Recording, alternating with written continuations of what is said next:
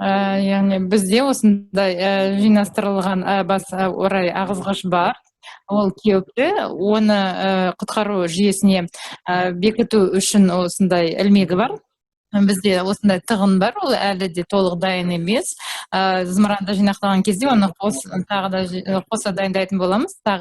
Сонымен қатар мотор бөлігінің осы бөлігі дайындалған, оның де желімі кепті. Сонымен қатар корпусымыз бар. Енді сәл ғана атқарылатын жұмыстары қалды.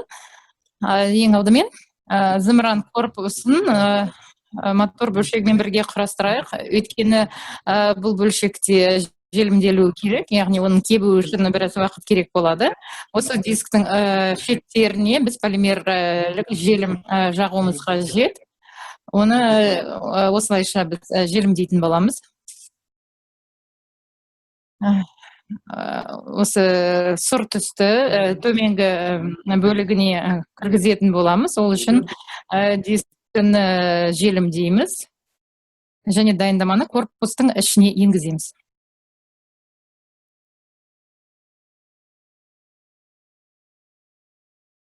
Осылайша көп жақсырақ көрінетін болады.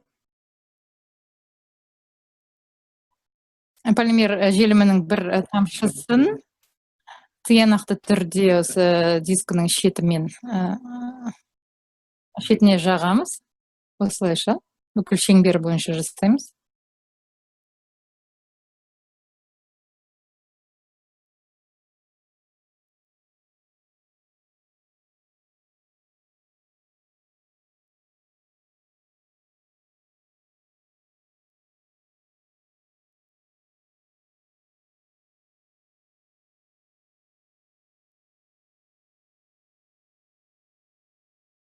Бірінші диск және екінші дискінің дәл солай осы полимер желімінің бір қабатымен жағып шығамыз шеңбер бойынша.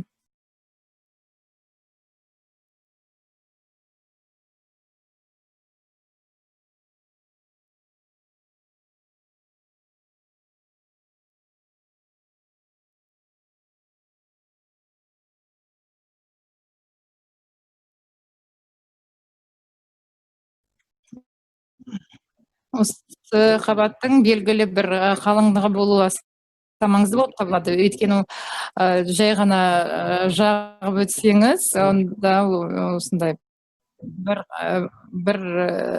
қабат ретінде, яғни осы желімнен жасалған табаша болуы тиіс. Өйткені корпустың ішіне енгізген кезде,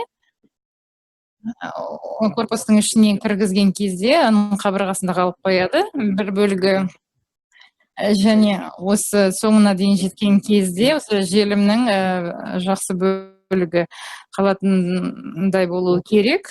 Сондықтан желімді аямай, осылай көбірек жағуымыз қажет. Бірінші дискіге тағы да жағамын, қайталап. Енді осы мотор бөлігі әлі де осы негіздің үстінде тұр. Осы мотор бөлшегі корпустың ішіне енгізілгеннен кейін, оның негіздемесін алып тастаймыз. Осылайша еңкейтіп алғашқы дискті кіргіземіз, оны түзетеміз, одан кейін әрі қарай екінші дискті итереміз. Диск пен корпустың шетінің арасында 6-7 миллиметрдей арақашықтық қалатындай итереміз. Бұл осы шығып тұрған мотор бөлшегі, яғни дисктің сыртына шығып тұрған, яғни үстелге тимеу үшін жасалады. Сонда зымыран тігінен тұратын болады. Енді дискіні қойғаннан кейін ішіне дискінің және картон қағаздан жасалған қағаздың жанасқан жерін біз тағы да желіммен жағып өтеміз. Яғни осы мотор бөлшегі ауа өткізбейтіндей деңгейде орналасу үшін, яғни осы порох газдар өтпеуі қажет. Екіншіден, осы корпусқа мықтап жабысуы тиіс, өйткені осы қосылыс арқылы бүкіл импульс зымыранға берілетін болады. Егер оны мықтап желімдейтін болсақ, онда үстіне қарай тек мотор бөлшегі ғана ұшып кетеді да, ал зымыран осы алаңда қалып қояды. Сондықтан пенопласт дискі мен зымыран корпусының жанасқан жерін жақсылап желімдеп алуымыз қажет. Яғни сол жерге тамшылап желімді жағып, әрі қарай оны бүкіл кеңістік бойынша жағып шығуымыз қажет жақсылап.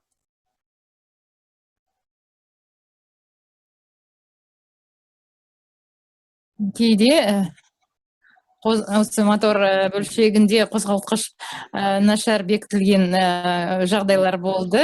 Осы іске қосқан кезде, яғни тығын және бас орай ағызғыш арқылы ол үстіне қарай ұшып кетіп, зымыран өзі қалып қойған жағдайлар болды. Бұл күлкілі жағдайлар болды.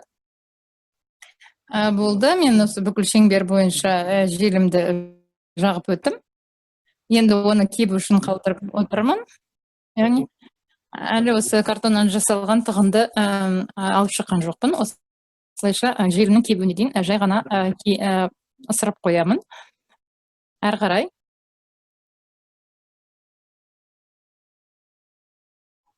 Одан кейін құтқару жүйесімен айналысамыз. Парашютті осы дайындамадан жасаймыз.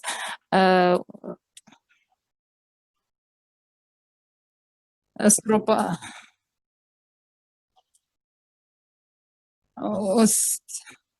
құтқару жүйесі зымыраннан ұшып түскен кезде артық импульсті басатын құрылым жасаймыз. Парашют жасау үшін біз ең алдымен дайындаманы аламыз.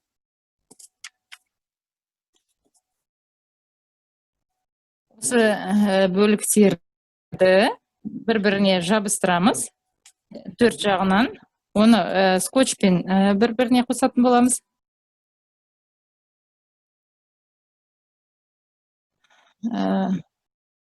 Шамамен алғанда 4-5 сантиметрдей болатындай бөлшек скотчты жұлып алуымыз қажет.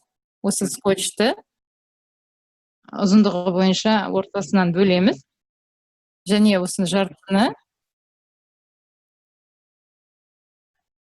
парашют куполының сегменттерін біріне жабыстырамыз. Осылайша біз бекітеміз.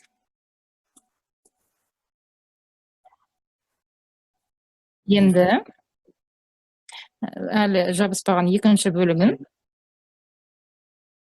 көршілес жақында орналасқан сегментпен қосуымыз қажет. Және бұл жерде екі өріс бір-біріне сәйкес келуі тиіс. Бір бөлігі қалады. Парашюттен тыс бір шеті қалады. Оны екінші жағынан жабыстырамыз. Бүктеп. Осындай құрылым пайда болады. Қалған үш бұрышты да дәл осындай тәсілмен жабыстырамыз. Біз осылайша парашюттың күмбезін ғана жинақтаймыз. Шағын ғана скотчтың жолағы жартысы бір сегментке жабыстырылады, екінші жартысы қасындағы сегментке жабыстырылады. Олар бірінің үстіне бірі айқаспау тиіс. Және қалған бөлігін сыртқа қарай бүктейміз де басқа жағынан жабыстырамыз.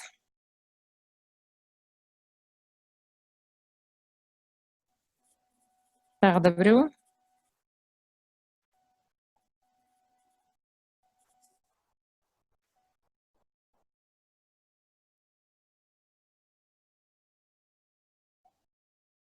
Бұл парашюттың ең қарапайым құрылымы, яғни көп ақыл ойды, оны дөңгелекті қалай, шеңберді қалай жасаймыз деп көп ойлануды талап етпейді. Яғни парашюттың аса қарапайым моделі болып табылады, және бұл осы салмақты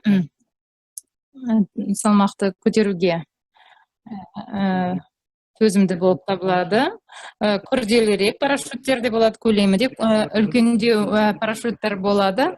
мысалы біз жүк тастайтын зымырандарға біз диаметрі шамамен алғанда 20 сантиметр парашют жасаймыз, және оларды 16 ілмек негізінде жасаймыз, және ол шынайы нағыз парашют секілді болады. Осындай парашюттерде біз тауық жұмыртқалын 150-200 метр биіктіктен төменге қарай түсіреміз, және ол осы тиянақты түрде түсіп жарылып қалмайды. Ал мына парашют өте қарапайым, 4 қана ілмектен тұрады. Яғни бір шағын ғана көлемді күмбез осылай болады. 4-ші сегментті жабыстырдым міне. Осылайша полиэтиленнен жасалған осындай қорапша бізде пайда болды. Бұл парашюттың күмбезі болып табылады. Ортасында ауаның шығуы үшін осындай тесігі бар, және күмбезі жан-жаққа жылжып кетпеу үшін жасалған. Кімнің қолынан келді, соны тексерейік, чатқа плюс қойып шықсаңыздар. Егер сізде күмбез жақсы пайда болса, егер болмас шықпай қалса, онда оны қалайша жабыстыру керек жөніндегі сұрақтарға жауап берейін. Жақсы, қарай жалғастырайық. Бірінші бөлігінде біз екі осындай қос ілмекті кесіп дайындап қойдық. Осы парашют диаметрінен сәл ғана үлкенірек болып табылады. Бұл парашют күмбезінің екі шетін бір-бірімен байланыстыратын жіп болып табылады. Мына жерде ол қиылады. Және екі ұшы бар. Осы екі ұшын біз осы күмбездің жабыстырылған жерлерінің екі жағына біз жабыстыруымыз қажет, бірақ оны осындай бір айла арқылы жабыстыруымыз қажет. Яғни оны осы парашют күмбезінің ішіне қарап тұрғандай осылай жіпті жабыстыруымыз қажет. Осы жіптің ұшын жабыстырылған жерге жанастырамыз да, тағы да шағын ғана скотч бөлігімен жабыстырамыз жіпті осы түйіскен жерінде. Бұл жіп жақсы мықты бекітіліп тұру үшін жасалады.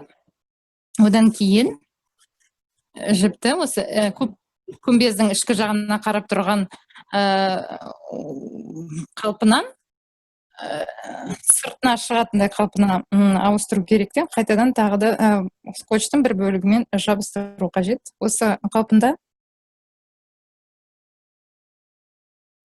Енді бұл ілмек өте мықты бекітіліп тұр. Осы скотчтың шеті күмбездің сыртына шығып қалмауы өте маңызды болып табылады. Яғни өйткені ол ауада ұшқан кезде парашют ашылмай қалады. Сондықтан скотчты осы парашют күмбезінің шетінен әрі қарай жабыстыруға тырысыңыздар. Ілмектің екінші ұшын қарама-қарсы емес, көршілес осы күмбез сегменттерінің түйіскен жеріне жабыстыруымыз қажет. Дәл осылай. Алдымен жіп осы күмбездің ішіне қарай қаратылып бекітіледі. Осы жерде скотчтың бір бөлігімен жабыстырамыз.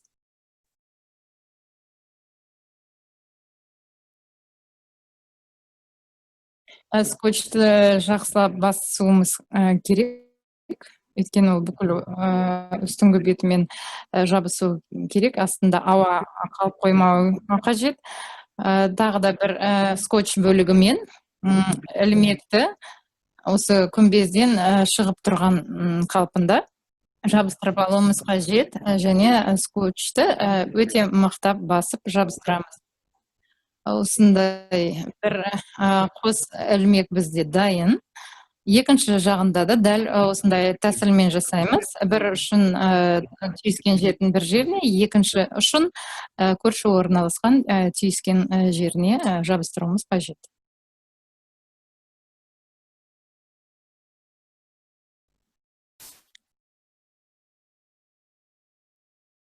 Мына жерде жіп бар.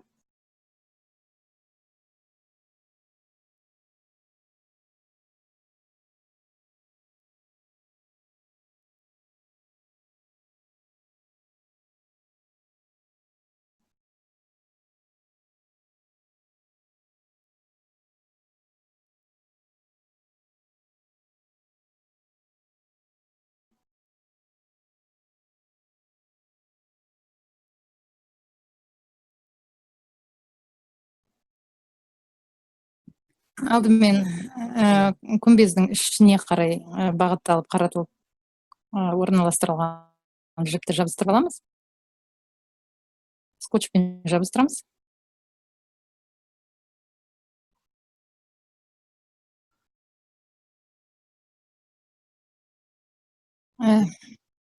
Жіптің бағытын қайта ауыстырамыз да тағы да үстінен скотчпен жабыстырамыз.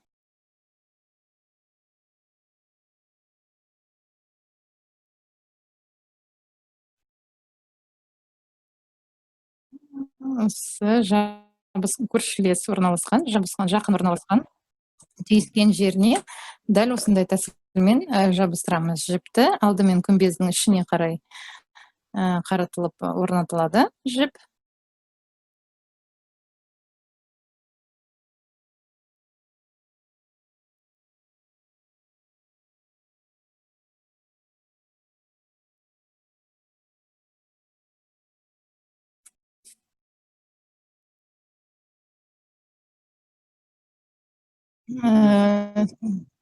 Сәтті шықпай қалды. Парашют күмбездің тыс жерге шығып қалды скотч, сондықтан мен қайта жабыстырамыз скотчты.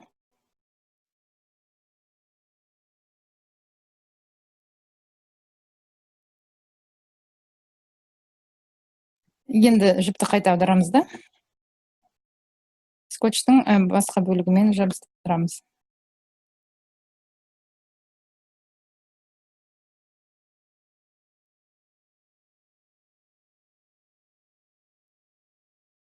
Міне парашют дайын деп айтуға болады, бірақ толық емес.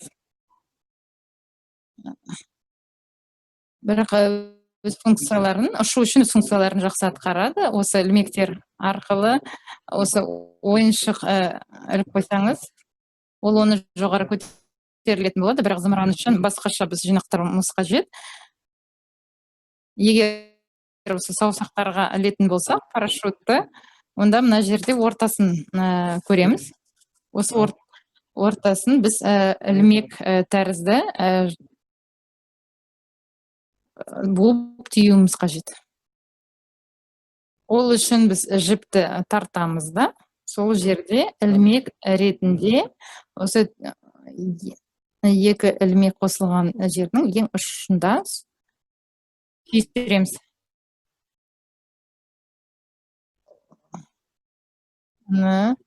Осы ілмегі 1 сантиметр, шамамен алғанда 1 сантиметрдей болуы тиіс.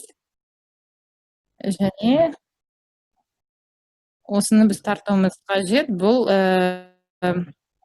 ілмектің ортасын табу үшін қажет. Екінші ілмекпен де дәл солай жасау қажет. Қос ілмекпен ортасын тауып алып, сол жерде ілгек жасауымыз қажет.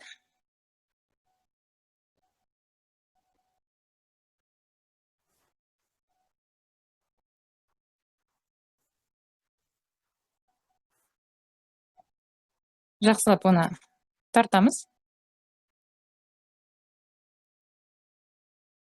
Осылайша парашюттың дайын күмбезін жасап шығарды. Осы ілгектерді тағы да бір жіпті қолдана отырып байлауға болады. Осы жіпті осы ілмектерден пайда болған әрбір ілгек арқылы өткіземіз. Және 3-4 түйіншек етіп байлауымыз қажет. Неге 3-4-еу? Өйткені ол ажырап кетуі мүмкін. Өйткені капрон жіптің аса мықты бекітілмеу қасиеті бар. Сондықтан осындай 3 түйіншек жасаған кезде ол ашылмайды. Міне екінші рет түйіншек жасап жатырмын. Және тағы да 3-ші рет байлайтын боламын.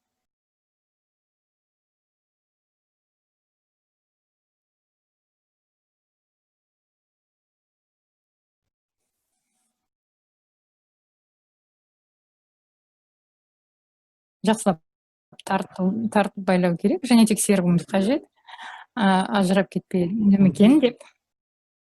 Осылайша осындай парашют деп аталатын құтқару жүйесі жасап шығарылды. Парашют ілмектері, фалдары және оның ұшы, осы фалдың ұшына мынандай икемді жіпті біз байлап бекітуіміз қажет. Бұл әрбір жинақта бар. Былай айтқанда ол шағын ғана резеңке болып табылады. Бұл құтқару жүйесі зымыраннан ажырап кетпеу үшін жасалады. Құтқару жүйесі зымыраннан атып ұшқан кезде бұл яғни оның осындай қасиеті бар, осы артық импульсті басу үшін осындай икемді резеңке пайдаланады. Яғни бұл парашюттың зымыраннан үзіліп кетпеуіне көмегін тигізеді. Осы резеңкені парашют фалының бір ұшына түйістіріп байлаймыз. Ол үшін резеңке мен жіпті бір-біріне жанастырамыз. Осындай қос жіп пайда болады және осы екі қос жіптен бір түйіншек жасаймыз. Оны шетіне қарай жасаймыз. 1 сантиметрдей ғана бөлігі қалуы тиіс. Және жақсылап тартып байлауымыз қажет.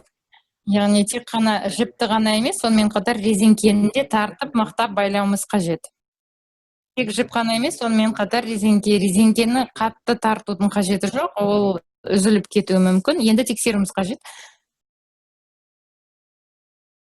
Бір жағынан жіпті, бір жағынан екінші қолмен резеңкені тартып көруіміз қажет. Егер ажырап кетпесе, ол өте жақсы.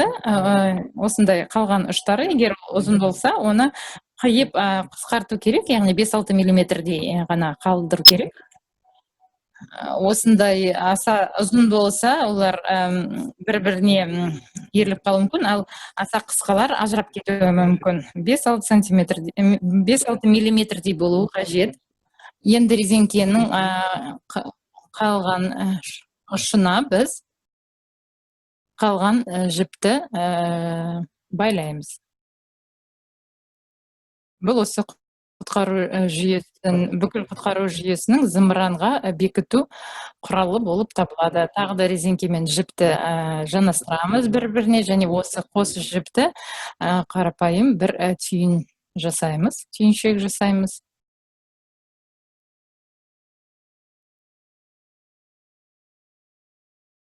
Бірден қолымнан келмеді.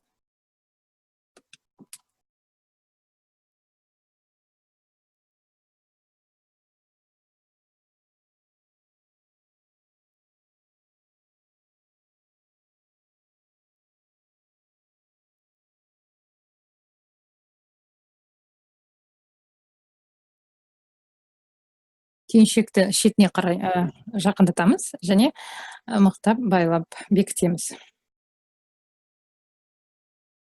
Жіптерді жеке тартып көремін және резеңкені де жеке тартып көремін. Байланысқан түйіскен жерін тексереміз. Бір қолмен жіпті, бір қолмен резеңкені тартамыз. Жақсы. Ол үзіліп кетпеді. Аса ұзын ұштарын біз қысқартамыз. Осы құтқару жүйесі осымен дайын болды.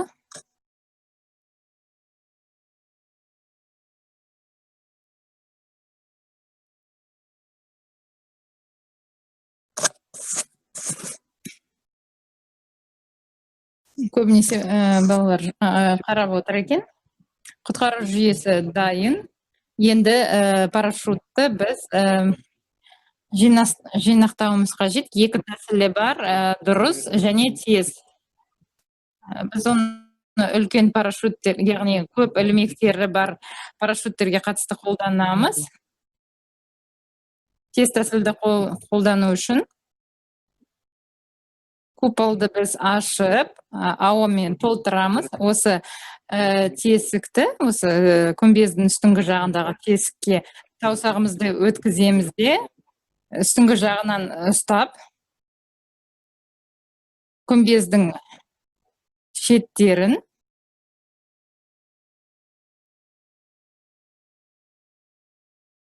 осы саусақтың жан жағында тиянақты түрде жататындай бүктейміз. Одан кейін екінші қолмен күмбездің сыртынан өткіземіз да, оның күмбездің соңына дейін өткіземіз. Бұл күмбездің шеттерін жинақтау үшін қажет.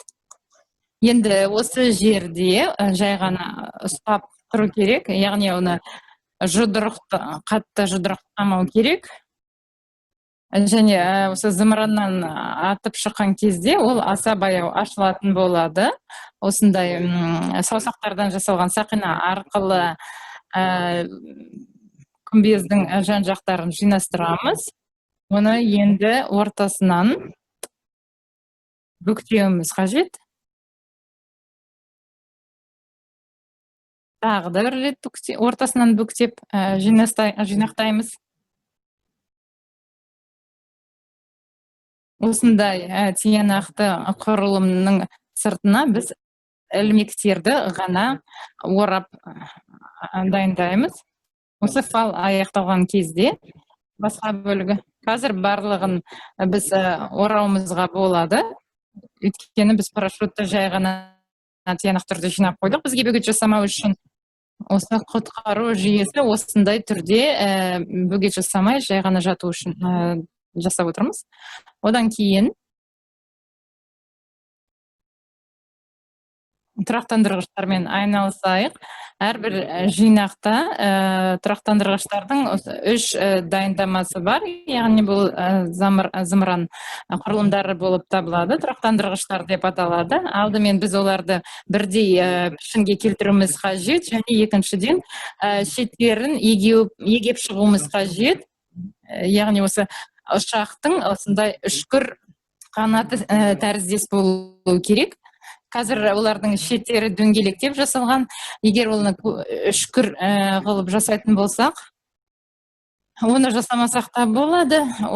Осындай түрде де зымыранға жабыстыруға болады. Сол кезде де ұшады, бірақ егер оны үшкір ететін болсақ, онда зымыран неғұрлым жоғары ұшатын болады. Және биіктігі ені бірдей осы 3 тұрақтандырғышты аламыз. Бір-бірінің осындай бірдей 3 көшірмесі болуы тиіс.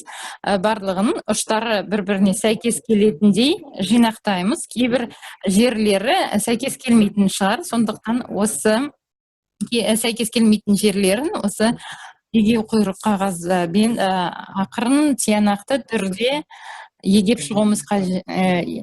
Шеттерін егеп шығуымыз қажет. Бірдей көлемде болу үшін. Пенопласт өте нәзік зат болып табылады, сондықтан аса баспай жасайсыздар.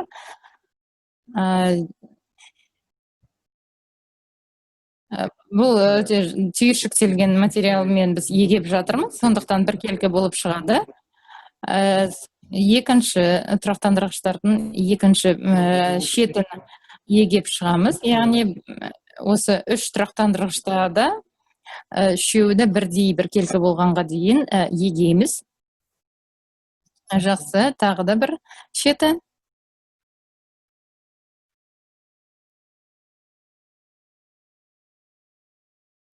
Бөлшектердің біреуі көбірек, не болмаса кішірек болады, үлкендеу болады, кішілеу болады, өйткені әртүрлі қолдан жасалады, және осы көлемі болынша сәйкес бола бермейді. Сондықтан осындай іс-қимылдар арқылы біркелкі тұрақтандырғыштарды біз жасайтын боламыз. Және соңғы шеті, осы үстіңгі жағындағы шетіне қарама-қарсы орналасқан төменгі жағындағы шеті аса маңызды болып табылады. Оның шеттерін аса егемейміз. Яғни осы 3 тұрақтандырғыш бір көлемді болу үшін ғана сәл ғана егеп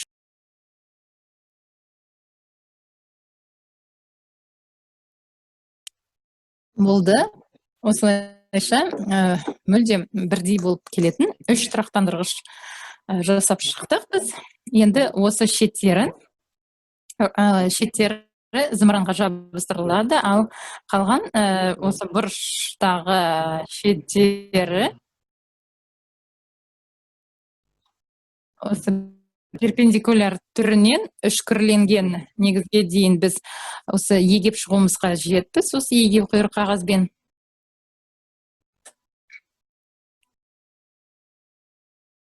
Екі жағынан жасаймыз.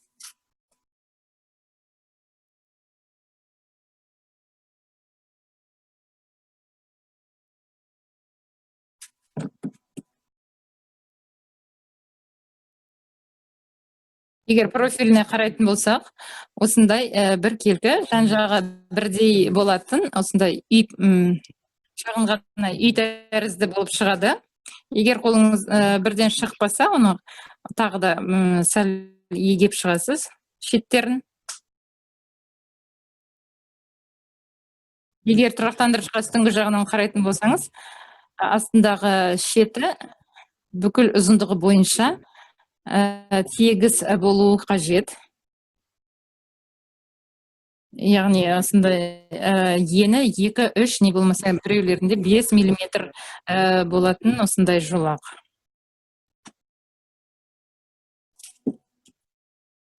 Бір шеті дайын.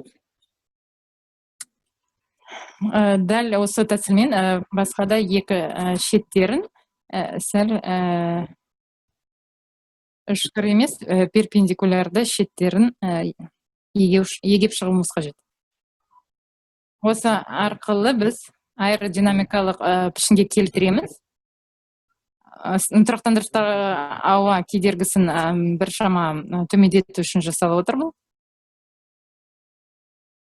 Қалған шетімен де дәл сол тәсілмен жұмыс жасаймыз.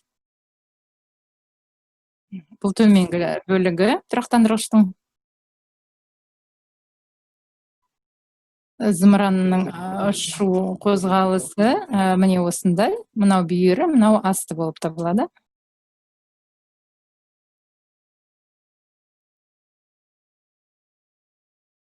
Оған аса көп уақыт талап етілмейді. Егер осы бірақ шеттерін жақсылап егеп шықсаңыз, онда зымыран сізді мақтан тұтатын болады. Бір тұрақтандырғыш дайын, қалған екі тұрақтандырғышпен де дәл солай жұмыс жасауымыз қажет.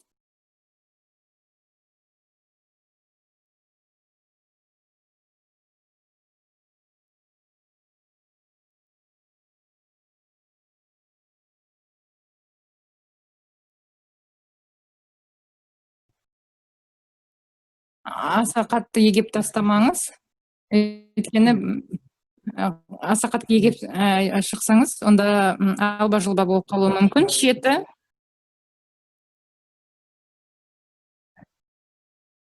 үстінен қарағанда 2-3 миллиметрдей болуы тиіс. Осы жолақтың ұзындығы. Осы бүйір жиегімен де дәл солай жұмыс жасаймыз.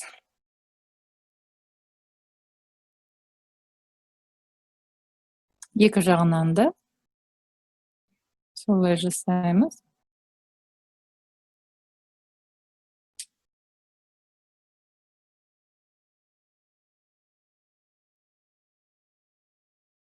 Егер үшкір жері сынып кетсе, ол ештеңе етпейді, оны дөңгелектеуге болады.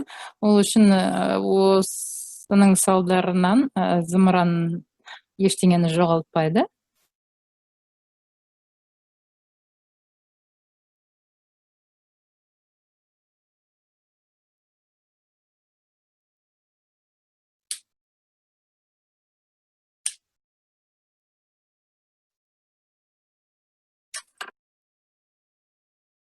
Екінші тұрақтандырғышымыз дайын, енді үшіншісінен аяқтайық үшіншісін.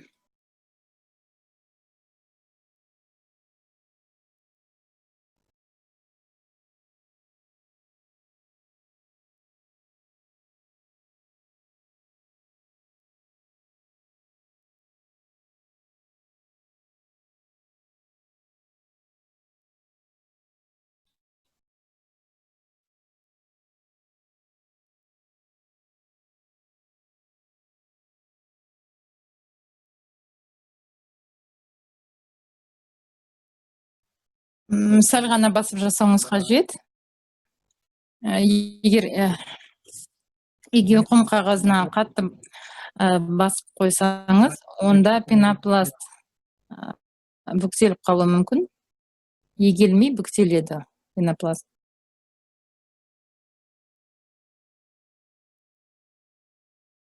Үшінші тұрақтандырғышымыз дайын.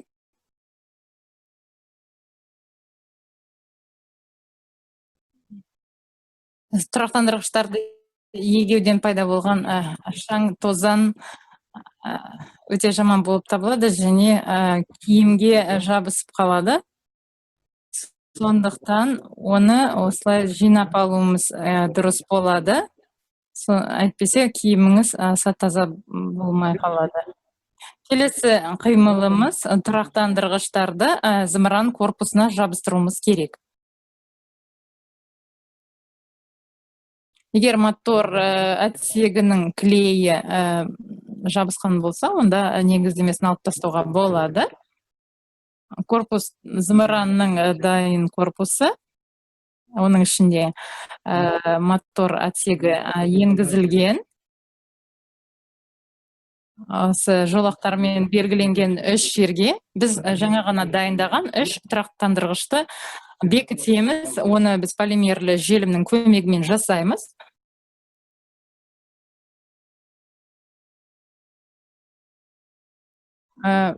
Осы бүйірін біз басынан бастап аяғына дейін желіммен жағып шығамыз, желімдеп шығамыз.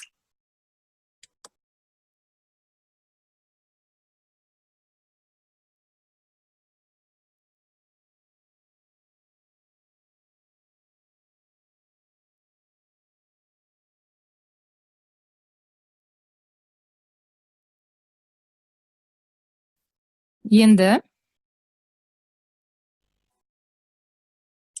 бір қолымызға корпусты аламыз, екінші қолымызға тұрақтандырғышты аламыз. Үстіңгі жағында ұзын шеті, одан кейін бүйір шеті болу керек.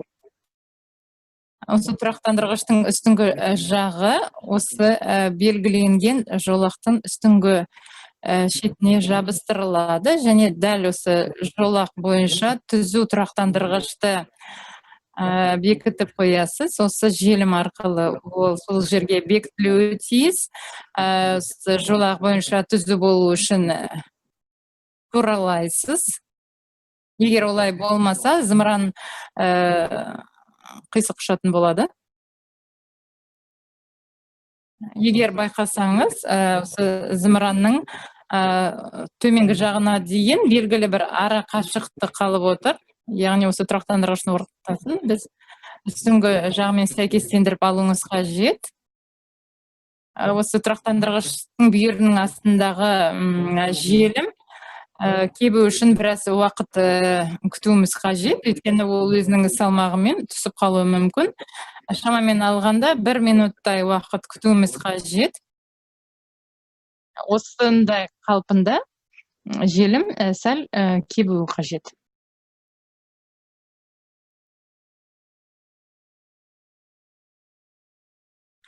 Тұрақтандырғышты қағаздан жасауға болады. Байыздан жасауға болады, бірақ байыз барлығына қолжетімді болғандықтан тұрақтандырғыш ол пенопласттан жасалады. Ол байыз секілді осындай жеңіл салмақты болып табылады және осылай оңай өңделеді. Байызға қарағанда көбірек қолжетімді болып табылады, өйткені байыз ол осындай ерекше материал болып табылады және модельдеу үйірмелерінде ғана бар, ал пенопласт ол кез келген құрылыс базарынан табуға болады пенопласт.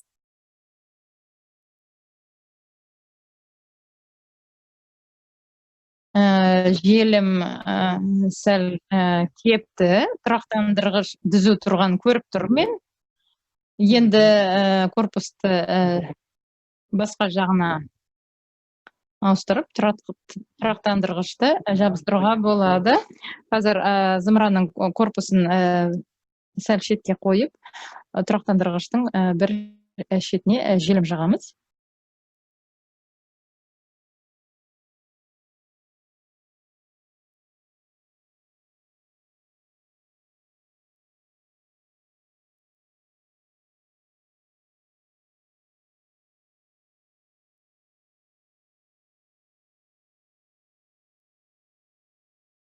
кімнің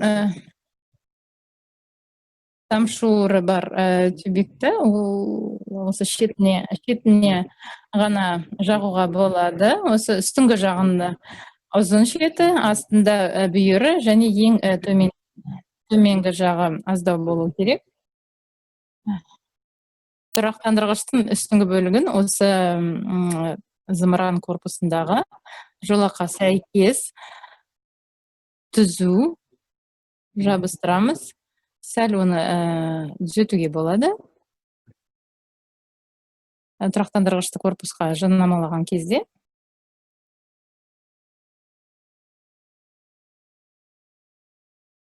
Енді осындай түкірінде тағы да 1 минуттай күтуіміз қажет. Осы тұрақтандырғыштың астындағы желім сәл кебуі қажет.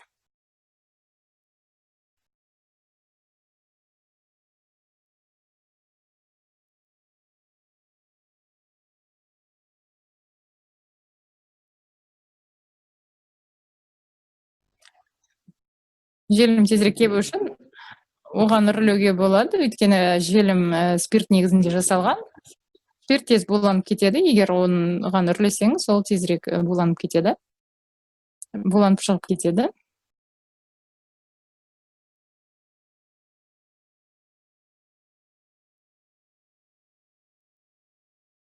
Если қуаныш тұрақтандырғыш пішініне қатысты сұрақ қойып отырса, онда ол осы кеңінен пайдаланылатын, өйткені спорттық зымырандарда, қазір мен көрсетейін. Бұл спорттық зымырандарға арналған тұрақтандырғыш шаблоны болып табылады, осыған ұқсас болып табылады, дәл сол секілді. Деген бірақ шеттері дөңгелектелген болып табылады, ал онда бұл бұрышты болып табылады, яғни бұл кесу және өңдеу үшін ыңғайлы болу үшін жасалып отыр, өйткені жартылай дөңгелектелген бөлікпен жасау қиындау болып табылады. Сондықтан мен оны күрделендірмей, осындай пішінді қолданым. Дегенмен де тұрақтандырғыш пішіні әрине ол есептеліп шығарылады. Әртүрлі тұрақтандырғыштардың пішіндері бар. Яғни ол геометриясына байланысты зымыран жоғарырақ, не болмаса төменірек көтерілуі мүмкін. Егер тұрақтандырғыш геометриясын дұрыс таңдалса, онда ол жоғарырақ ұшуы мүмкін зымыран. Желім сәл кепті. Енді үшінші тұрақтандырғыштың бүйір шетіне полимер желімін жағамын.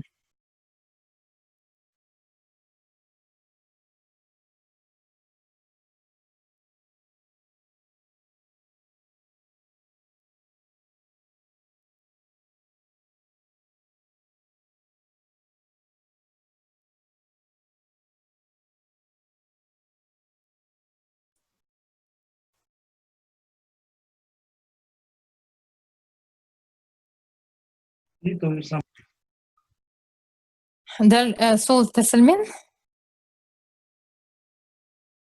тұрақтандырғыштың жоғарғы бүйір жағын осы зымыран жолағына сәйкестендіремін, жолақ бойынша түзетемін.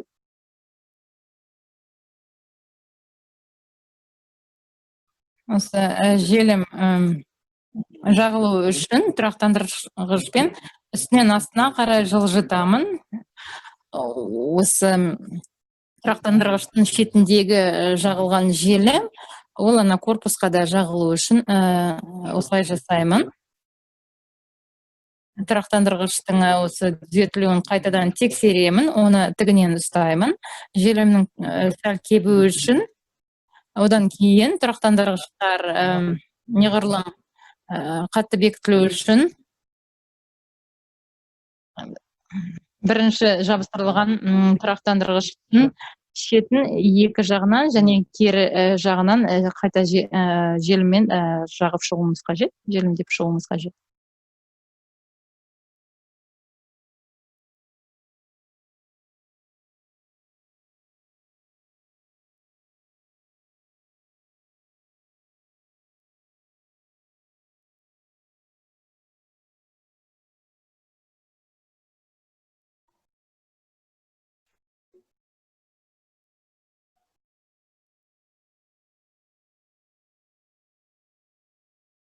болды, желім кепті. Және енді мына жерге біз желімді жағып шығуымыз қажет. Яғни бұл жерде тұрақтандырғыш зымыран корпусына жабыстырылған жерде осы корпусқа бекітілген жердің бүкіл ұзындығы бойынша желім жағып шығамыз. Яғни бір бөлігін қағазға және тұрақтандырғыштың үстіне жағып шығамыз. Яғни осы желім арқылы екі үстіңгі бетті неғұрлым қаттырақ бекіту үшін жасаймыз.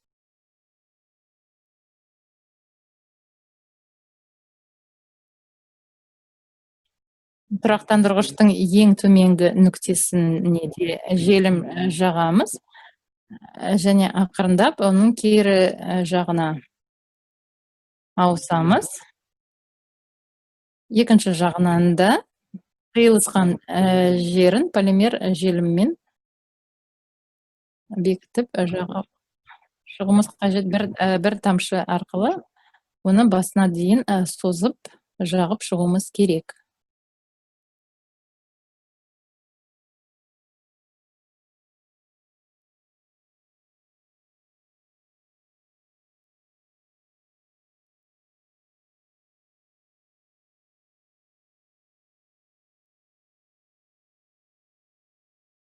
Мында да астыңғы жерінде секілді, үстіңгі жағында тұрақтандырғыштың үстіңгі жағын және ол корпусқа жабыстырылған жердің үстіңгі жағына да желім жағымыз керек. Желім кепкеннен кейін ол өте мықты ұсталатын болады. Екінші тұрақтандырғышпен және үшінші тұрақтандырғышпен де дәл солай жұмыс жасаймыз.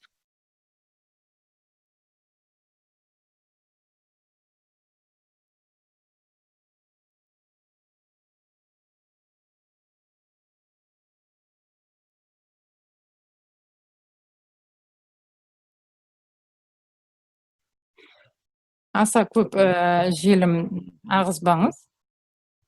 Өйткені ол тұрып кепкен кезде астына қарай ағып, зымыранды тұрған жеріне жабыстырып тастауы мүмкін. Сондықтан тек қана қағазбен тұрақтандырғыштың шетін ғана жабыстыратындай желім жағуыңыз қажет. Егер желім көп жағылып кетсе, онда бұл жерден алып екінші жағына жауға болады.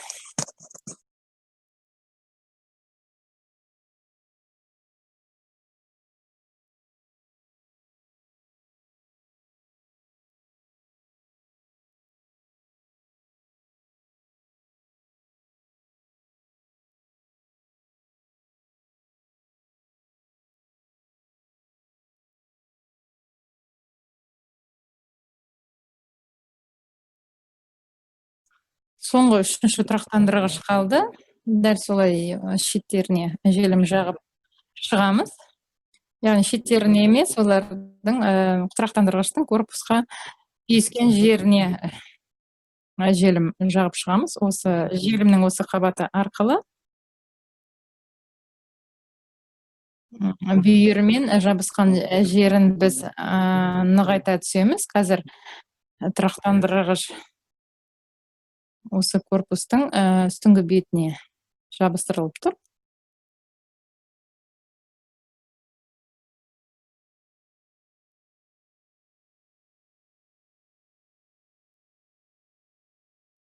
Және соңғы бөлігі үшінші тұрақтандырғыштың екінші жағы.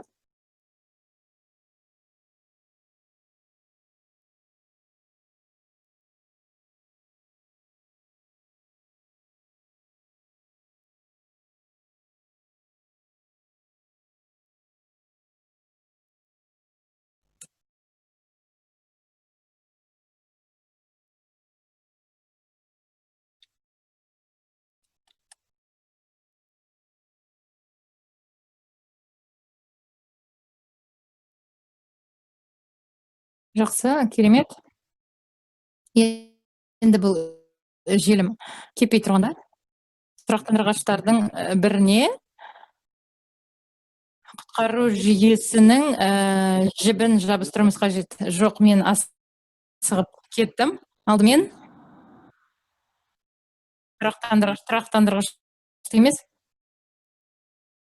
Осындай икемді жіптің ортасына бас орай ағызғышты біз байлауымыз қажет.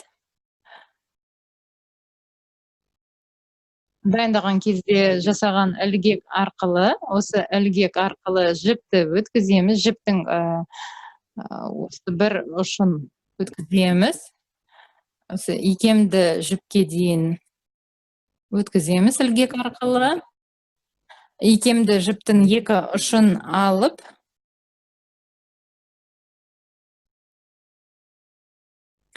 қарапайым бір түйіншекпен байлауымыз қажет.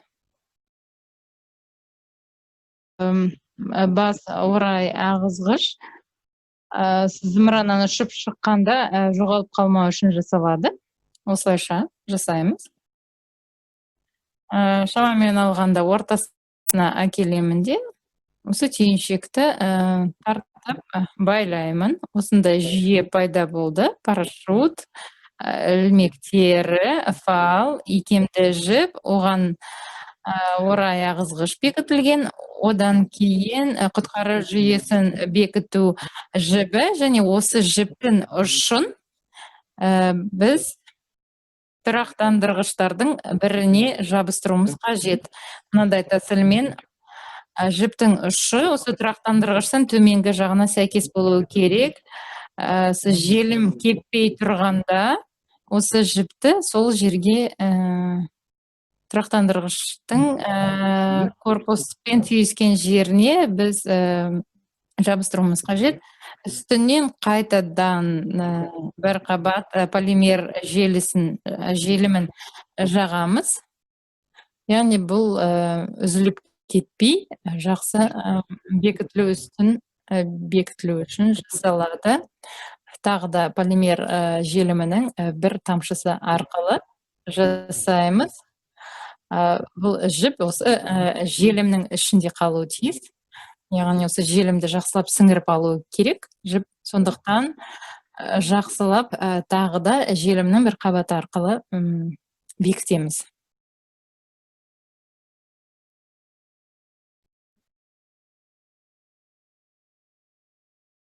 Осылайша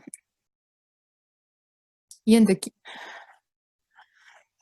осы жағылған желім қабаты кебу үшін біз осылай қалдырамыз. Жіп бөгет жасамау үшін оны бүйіріне қарай ығыстыру, не болмаса зымыранның үстіңгі жағынан өткізу қажет. Өткізуге болады. Енді зымыранды біз жинақтауымыз қажет. Оны жинақтау үшін алдымен біз тығынды орналастырамыз. Жинақтағаннан кейін осы тығынның мынадай осы салынған жолақтарын біз қайшымен қиямыз. Осы принтте басып шығарылған ұзындығы бойынша біз оны қиып шығамыз. Бұл қосымша герметизацияны қамтамасыз ететін болады. Егер ол зымыранның ішкі диаметріне толық сәйкес келмесе, жұмыс жасайтын болады. Осы тығынның астыңғы жағындағы қысым ол жақсы жасайды. Осы астында қозғалтқыштан порох газдары шығады. Осы тығынның түбіне олар келіп соғылады және зымыран корпусына келіп тиісінше осы кесілген жерлері де осы ара қашықтықты бүгіліп осылай жауып тұрады.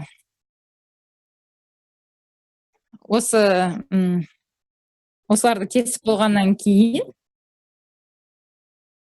оны біз осы қолымызбен қысуымыз қажет. Яғни зымыран корпусына оңайырақ өту үшін солай жасаймыз. Енді осы желектерді біз қысып зымыран корпусының ішіне енгізуіміз қажет тығынды.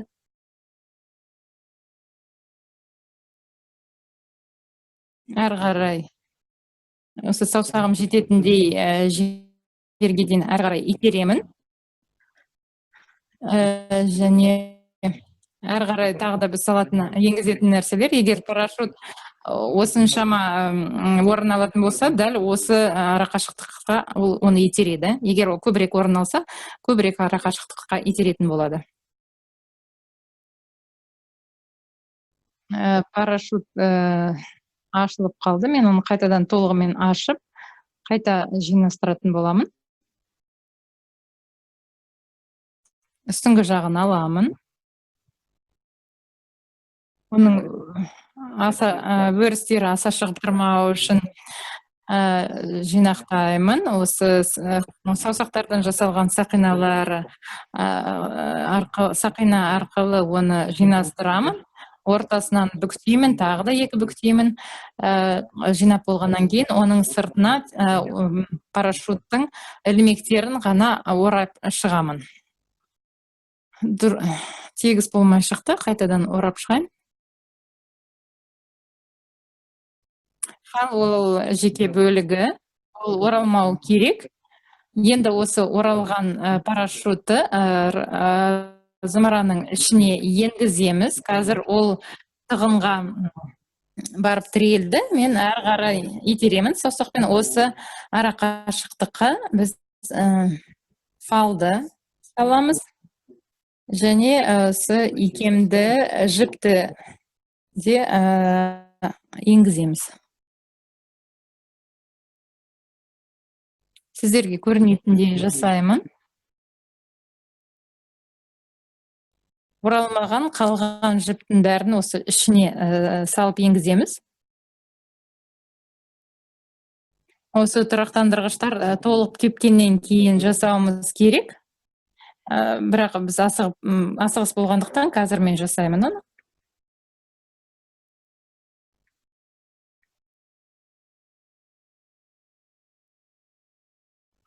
Яғни парашютке бекітілмеген корпустың ішіндегі жіпті біз тартамыз да бекітеміз.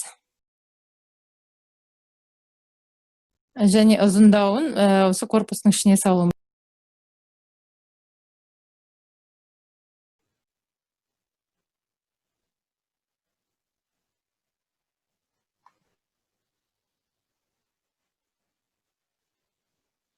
Онда корпустың ішіне саламыз. Және осының барлығын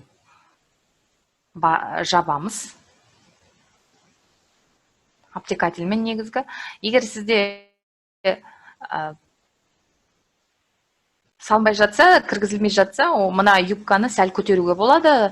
Саусақтарыңызбен ақырындап ең шетін көтеруге болады. Сонда ракетаның, яғни зымыранның корпусына ол оңайырақ кіреді.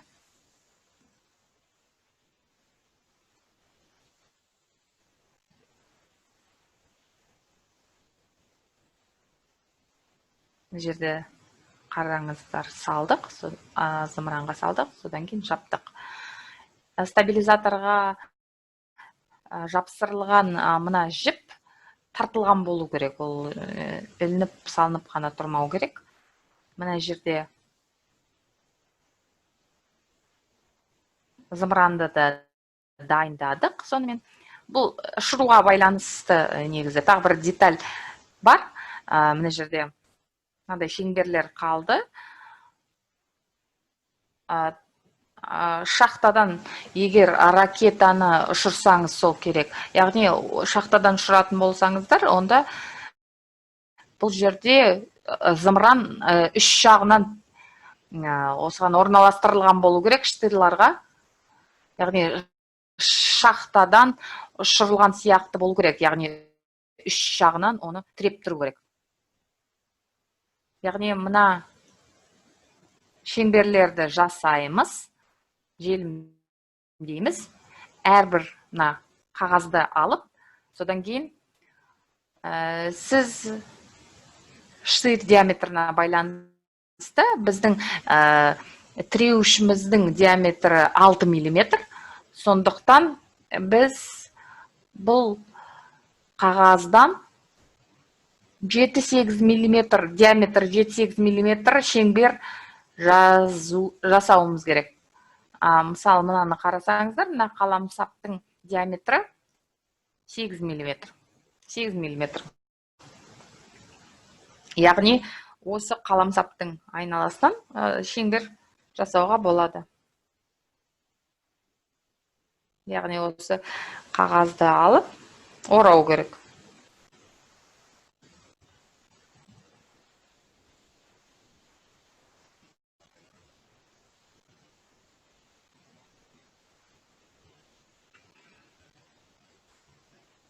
Мына жерде кәдімгі қарындаш желіммен жабыстырып қоюға болады. Ең шетіне ғана желімді жағасыз.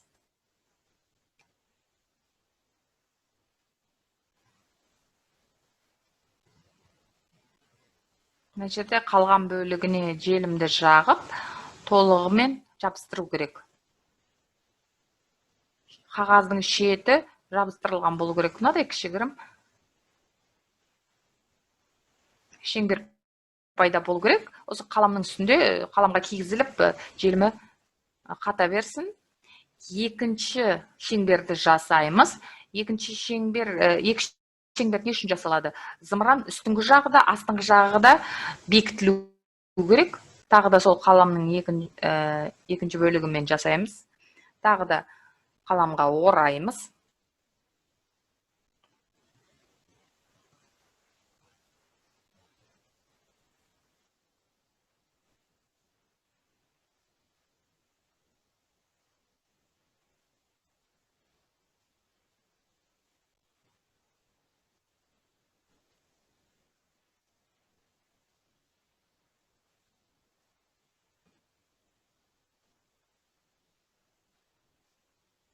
Мына жерде тағы да солай желімдейміз, қалған қағазды толығымен желімдеп тастаймыз.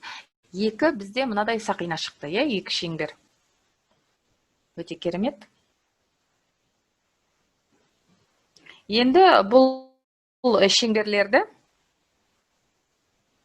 мына құтқару жүйесіне жабыстырылған жіптен төменгі жаққа қарай жабыстыру керек. Стабилизаторлардың ортасына жасалу керек, бекітілу керек. Яғни, оны таяқшаға қойған кезде біз шеңберді дұрыс жерге жабыстыруымыз керек.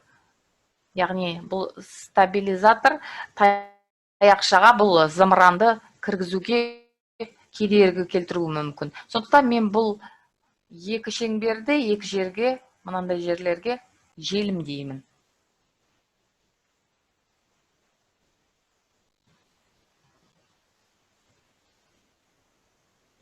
Полимер желіммен жабыстырамын, өйткені қарындаштан гөрі бұл ыңғайлырақ. Полимер желіміне мына жерде кішігірім бірнеше тамшы желімді тамызамыз.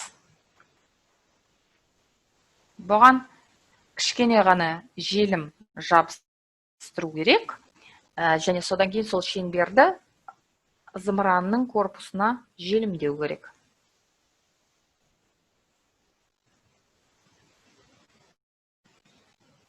Оны ортасынан жабыстырамыз.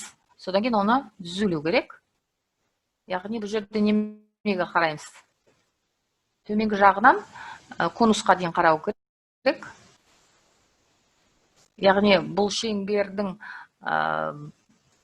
ойыңызға осьті елестетсеңіз, бұл шеңбердің осьті осы зымыранның осьтіне сәйкес келу керек. Тіпті қаламсаппен де қарау керек. Қаламмен де тексеруге болады. Яғни қалам дәл ортасында тұру керек зымыранның. Егер сол шеңберге кигізіп қараса. Екінші шеңбер дәл сондай. Дәл солай жасаймыз. Яғни кішкене ғана полимер желімін жағамыз.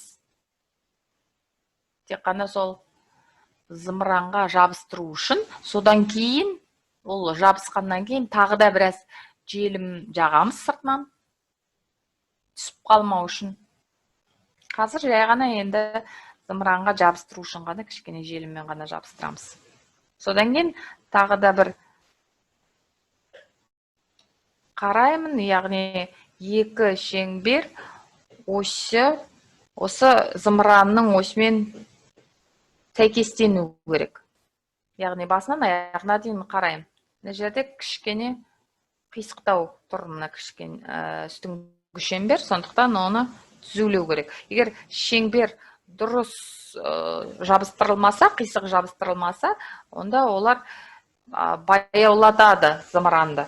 Яғни мына таяқшамен де тексеріп көруге болады. Тағы да мынау қисық орналасқан сияқты, тағы түзулеймін. Енді желім сәл қатсын. Қазір мен сұрақтарға жауап бере аламын. 5 минуттан кейін осы шеңберлерді желімдеймін, қайтадан кішкене желім жағамын. Содан кейін полигонға шығып, қозғалтқышты қосып, салып, оны ұшыруға болады. Содан кейін оны қалай ұшқанын қызықтап, парашютпен қалай жерге қонғанын бақылауға болады.